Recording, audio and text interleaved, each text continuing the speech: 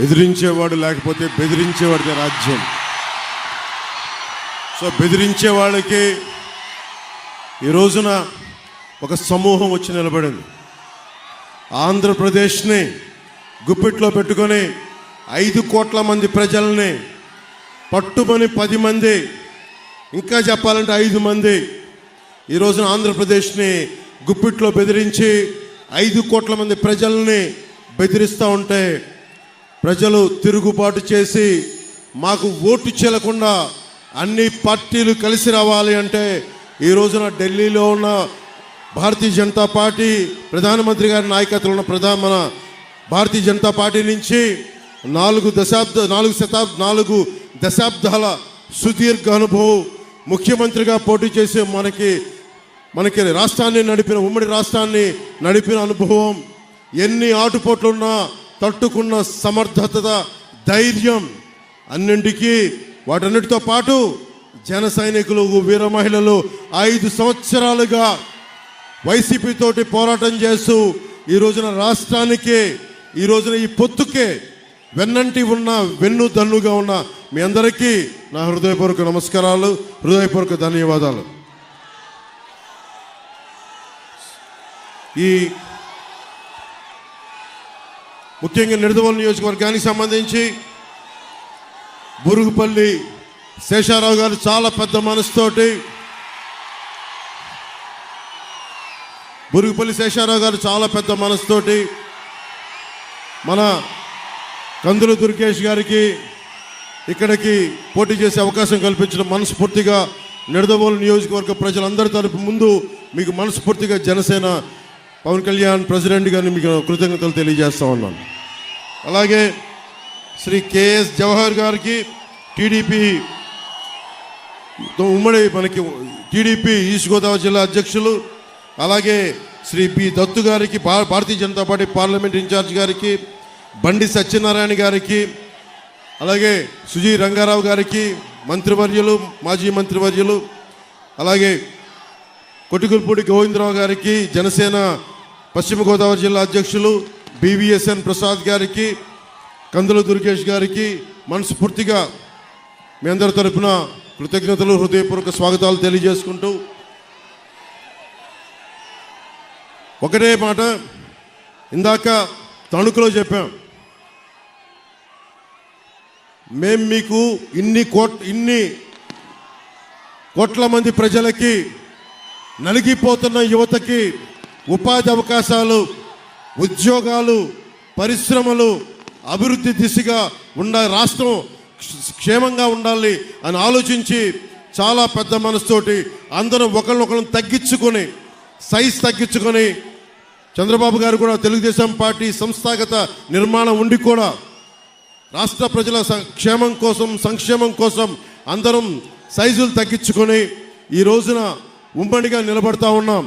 ఒకటే, మీ భవిష్యత్తు కోసమే, మీ ఉపాధి అవకాశాల కోసమే, మీకు అండదండగా ఉండడం కోసమే. రౌడీ రాజ్యం పోవాలి, రామరాజ్యం రావాలి, ధర్మం నిలబడాలి. ఇందాక తణుకులో నేను ఆఖరణ మాట్లాడాను. మనకి అనుభవం, కూటమి ప్రభుత్వం ఏం చేయబోతుంది, ఎలాంటి కార్యక్రమాలు ఉంటాయి, ఎలాంటి సంక్షేమ కార్యక్రమాలు ఉంటాయి, వీటన్నిటినీ ముఖ్యమంత్రిగా సుదీర్ఘమైన అనుభవం ఉన్న చంద్రబాబు గారు నేను మాట్లాడిన తర్వాత వారి అనుభవంతో చాలా లోతుగా విశ్లేషణతో వారు మీతో మాట్లాడతారు. దానికి ముందు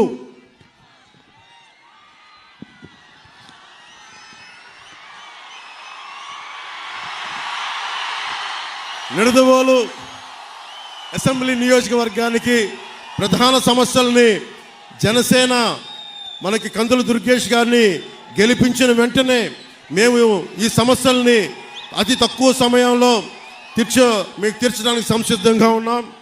చిన్న కాశీ రేవుకి వెళ్ళే మార్గాన్ని పునరుద్ధరణ చేయడం, నిడదవోలులో 100 పడకల ఆసుపత్రి నిర్మాణాన్ని పూర్తి చేయడం, నిడదవోలు పట్టణంలో మనం ఎదుర్కొంటున్న డంపింగ్ యార్డ్ సమస్యని అత్యంత తక్కువ కాలంలో పరిష్కారం చేయటం, గోదావరి జలాల్ని నిడదవోలు పట్టణ ప్రజలకి అందేలా చర్య తీసుకోవటం, స్వచ్ఛమైన నీటిని ప్రజలకు అందించడం, ముఖ్యంగా యువతకి ఒక ఇండోర్ స్టేడియాన్ని నిర్మించడం, నిడదవోలు సమిశ్రగూడెం మధ్య ఉన్న ఈ పురాతనమైన ఓల్డ్ హ్యావ్లాక్ వంతెన స్థానంలో కొత్త వంతెనని నిర్మించడం, కంసాలిపాలెం మాధవరం బ్రిడ్జిని పునరుద్ధరించడం, నిడదవోలు మండలంలో ఆంజనేయపురం సింగవరం గ్రామాల్లో నిర్మించిన టిట్కో ఇళ్ళు మనకి చంద్రబాబు గారు 2014లో ముఖ్యమంత్రిగా కేంద్ర ప్రభుత్వం సహకారంతో టిట్కో ఇళ్ళు నిర్మిస్తే ఈ రోజు వరకు లబ్ధిదారులకు అందించలేదు. మన కూటమి ప్రభుత్వం రాగానే లబ్ధిదారులందరికీ టిట్కో ఇళ్ళని అందిస్తాం. అర్హులైన ప్రతి ఒక్కరికి టిట్కో ఇళ్ళని అందిస్తాం. పెరవలి మండలం కేంద్రంలో బస్ స్టాండ్ నిర్మిస్తాం. పెరవలి ప్రభుత్వ ఆసుపత్రిలో మన నేషనల్ హైవే 16కి రోడ్డుకి కొంచెం ఇబ్బందిగా ఉంది. అరటి రైతులు ఇతర రైతాంగం ప్రజలు తణుకు వెళ్ళడానికి ఆ కటింగ్ని వెంటనే రాగానే వచ్చే చర్యలు తీసుకుంటాం. కానూరు నడుపల్లి తణుకు రోడ్డుని ఆధునీకరిస్తాం. ముక్కాల నుండి పెరవలి వరకు రోడ్డుని ఆధునీకరణ, మర్రెపాలెం బ్రిడ్జిని అందరికి అసౌకర్యంగా ఉంది, దాన్ని వెడల్పు చేయటం. నిడదవోలు అసెంబ్లీ నియోజకవర్గంలో జగన్ పాలనలో రోడ్లు గుంతలమయమైపోయింది. వచ్చిన 3 నెలల సమయంలోనే గుంతలన్నీ పూడ్చి కొత్త రోడ్లకి మాకు వేసే చర్యలను తీసుకుంటామని తెలియజేసుకుంటూ,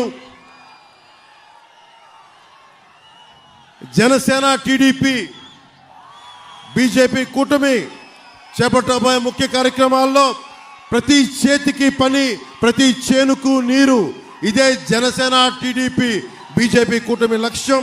బీసీల భవిష్యత్తుకి గ్యారంటీగా నిలబడతాం. మీరు పోలవరం ప్రాజెక్ట్ ఇందాక తణుకులో మాట్లాడుతూ ఉన్నా, ఈ ఇరిగేషన్ మంత్రి ఉన్న వైసీపీ మంత్రి పోలవరం ప్రాజెక్ట్ ఎప్పుడంటే అబ్బని తీయని దెబ్బ ఎంత కమ్మగా ఉందో అబ్బా అని దానికి డ్యాన్స్ ప్రాక్టీసులు తప్ప ఎవరైనా మంత్రి పోలవరం ప్రాజెక్ట్ ఎప్పుడు నిర్మిస్తారంటే మేము పలానా సమయంలో నిర్మిస్తాం బాధ్యతగా మాట్లాడటం. ఒక్క వైసీపీ మంత్రి ఈ రోజు వరకు సమస్యల మీద స్పందించడం. ఏదైనా మాట్లాడితే చంద్రబాబు గారిని వ్యక్తిగతంగా నిందిస్తారు, నన్ను వ్యక్తిగతంగా నిందిస్తారు. పాపం భువనేశ్వర్ మనకి పురంధేశ్వరి గారి మీద అకారణంగా తిడతారు. అంతే తప్ప మనం అడిగిన దానికి ఒక్కదానికి సమాధానం చెప్పరు. మేము ఏం అడుగుతున్నాం? ఉపాధి అవకాశాలు ఏమైనాయి? పోలవరం ఎప్పుడు పూర్తవుద్ది? లేదంటే మనకు పోలీసుకి టీఏలు డిఏలు వాళ్ళకి సరెండర్ లీవ్స్కి డబ్బులు ఎందుకు చేయట్లేదు? కాంట్రిబ్యూటరీ పెన్షన్ స్కీమ్ని మీరు రద్దు చేస్తానని చెప్పారు, ఎందుకు రద్దు చేయలేదు?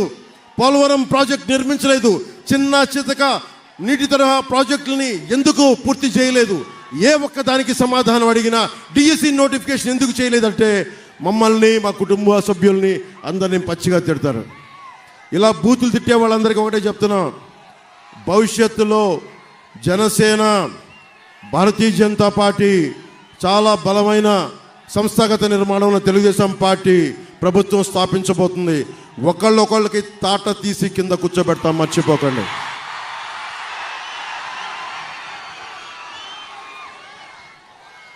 పాపం వైఎస్ వివేకానంద రెడ్డి గారిని చంపేసి ఆ హంతకులు వెనకేసుకొస్తా ఉన్నారు. వాళ్ళ ఇంట్లో వాళ్ళకే రక్షణ లేదు, సొంత చెల్లెళ్ళకే రక్షణ లేదు. సొంత చెల్లెల్ని గోడకేసి కొట్టినోడు మన సగటు ఆడపిల్లలంతా 3000 మంది ఆడపడుచులు అదృశ్యం అయిపోతే ఈ రోజు వరకు ఒక మాట దాని మీద బదులు ఇవ్వలేదు, ప్రెస్ మీట్ పెట్టలేదు. మేము కోరుకుంటుంది ఆడపిల్లలకి భద్రతగా ఉండే సమాజం, ఉపాధి కల్పించే ప్రభుత్వం, అన్నిటికీ రైతాంగానికి అండదండలుగా ఉండే ప్రభుత్వం. సిపిఎస్కి ఇందాక తణుకులో చెప్పాను, ఎక్కడికి వెళ్ళినా సరే సిపిఎస్ గురించి, ఉద్యోగుల గురించి అడిగితే నేను ఒక ఉద్యోగి కొడుకుగా చెప్తున్నాను. దీనిని ఒక పరిష్కార మార్గం కనుక్కుంటాం, మాట్లాడతాం అసెంబ్లీలో. ఇంత వైసీపీ 151 మంది సభ్యులు, 30 పైగా పార్లమెంట్ సభ్యులు పెట్టుకుని ఏ ఒక్కరికి కూడా ఈ రోజు వరకు సమాధానం లేదు. నీకు డిబేట్స్ లేవు అసెంబ్లీలో. మీరు ఊహించుకోండి, ఇప్పుడు దాకా జరగని అద్భుతమైన డిబేట్స్, చక్కని డిబేట్స్, పరిష్కార మార్గాలు కూటమి ప్రభుత్వం రాగానే 2024 మే 14 నుంచి మనకు జూన్ తర్వాత రిజల్ట్స్ వచ్చినప్పటి నుంచి నిజంగా ఒక ప్రజాస్వామ్య బలంతో కూడిన ప్రభుత్వం, బలమైన రాష్ట్ర సంక్షేమానికి కోరుకున్న నాయకులు ఎలా పనిచేస్తారు, ఒక సమస్య చెప్తే మేము ఒళ్ళొంచుకొని పనిచేస్తాం. మీరు ఒక్క సమస్యను మా దృష్టికి తీసుకొస్తే రోడ్ల మీదకి అహిర్నిశలు ఏ మాత్రం రెస్ట్ తీసుకోకుండా పనిచేస్తామని మీ అందరికీ తెలియజేసుకుంటూ ఈరోజు ఇప్పుడు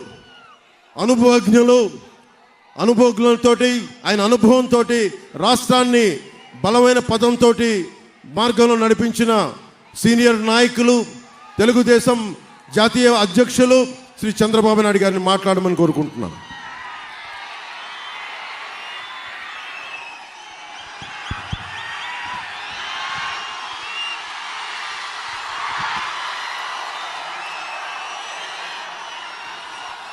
ఏం తమ్ముళ్ళు హుషారుగా ఉన్నారా? నిడద